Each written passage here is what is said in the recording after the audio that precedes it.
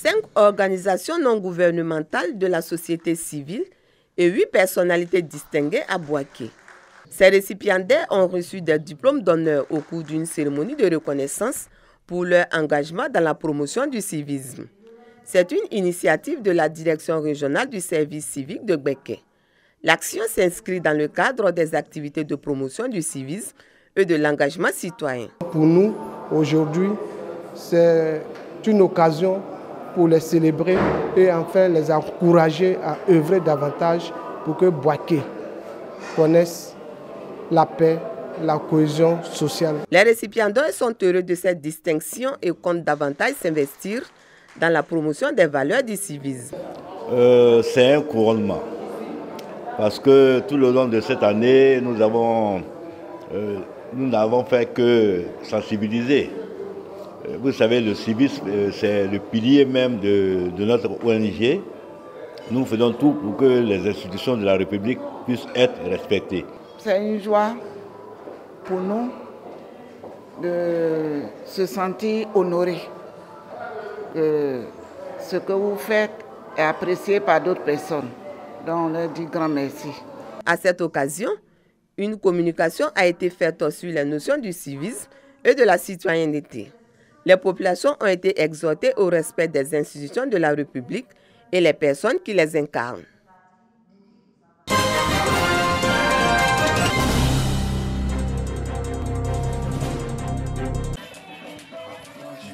Depuis 2018, les institutrices de Frona et Timbé, région du Hambol, ont mis en place une mutuelle pour des actions d'entraide et de solidarité en vue de leur épanouissement.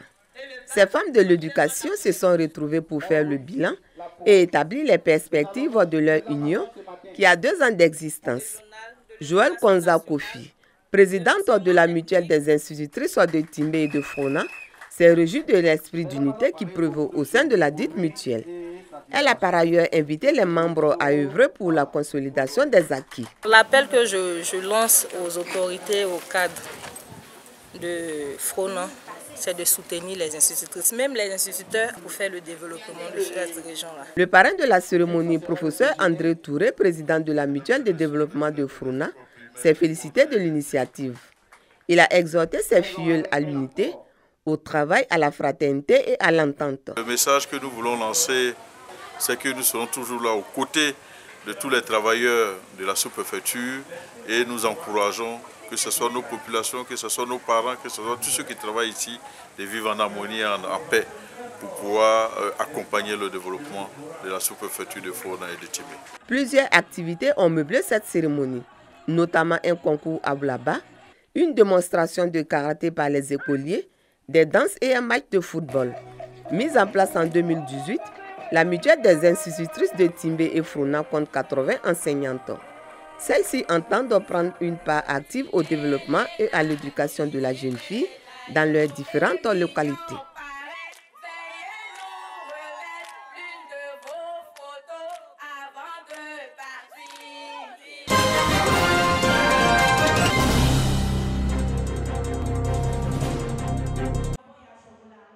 Une centaine de jeunes filles de la région de Bouaké formées sur le leadership et au processus de développement durable.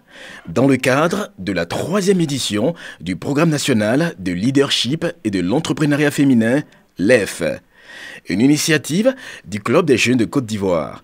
Selon Maïmouna Nadiga Kone, présidente du DICLUB, ce programme vise à renforcer les capacités des participantes tout en leur inculquant les valeurs du genre et du développement à travers la culture entrepreneuriale. Et ce programme consiste à former les jeunes filles en vue de leur autonomisation, à mettre à leur disposition les rudiments nécessaires pour participer au développement de leur communauté. Les conseils que nous avons donnés, il s'agit donc d'avoir de belles idées de projets, d'avoir un bon plan d'affaires et donc de pouvoir rendre ce plan bancable. Quand on nous apprend le leadership, on nous apprend à affronter les difficultés qu'on peut rencontrer souvent dans la vie active. Nous sommes là dans un esprit d'équipe et de famille. Et voilà, côtoyer certaines personnes va vraiment m'aider et me booster dans mon projet. Au terme de 10 jours de formation, les participantes ont reçu chacune un diplôme de participation et se sont engagées pour une année de service communautaire. Créé en 2018, le programme national de leadership et de l'entrepreneuriat féminin milite pour l'autonomisation et une meilleure insertion socio-professionnelle de la jeune fille en Côte d'Ivoire.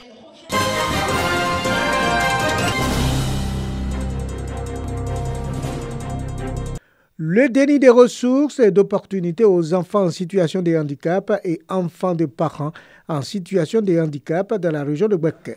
C'est sous ce thème que la coordination des associations des personnes handicapées de la vallée du Mandama, en collaboration avec l'UNFPA, a célébré au foyer des jeunes de Koko la journée internationale des personnes vivant avec handicap. Les personnes en situation de handicap, on estime que ces personnes-là, comme ils ne sont pas la même chose que nous, ils doivent être rejetés de la société.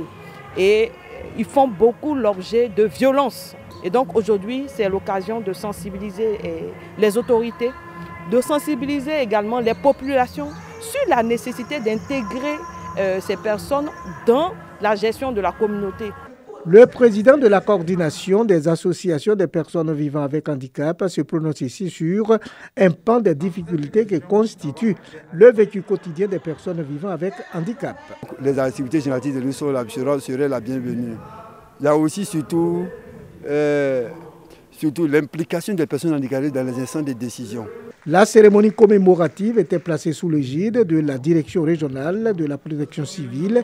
L'insertion des enfants en situation de handicap demeure une préoccupation majeure. Le gouvernement a vu juste de créer l'école inclusive et c'est à travers cette école inclusive-là qu'aujourd'hui, les enfants handicapés de Bouaké bénéficient d'une éducation comme tous les autres enfants dits normaux.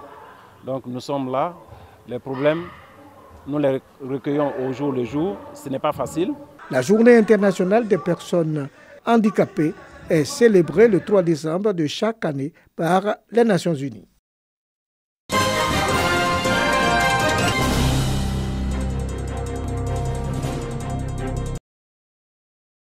Dans plusieurs localités du pays, les personnes vivant avec handicap ont du mal à s'insérer dans la communauté à cause des travaux champêtres.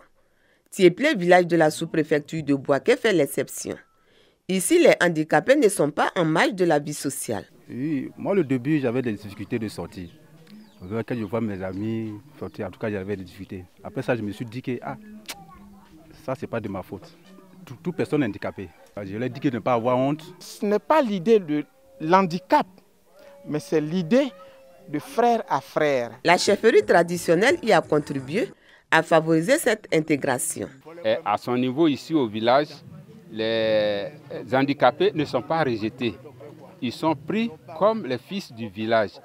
Et il arrive même quelquefois, si les handicapés sont dans des besoins, bon, il met la main dans sa poche de façon personnelle pour pouvoir leur venir en aide.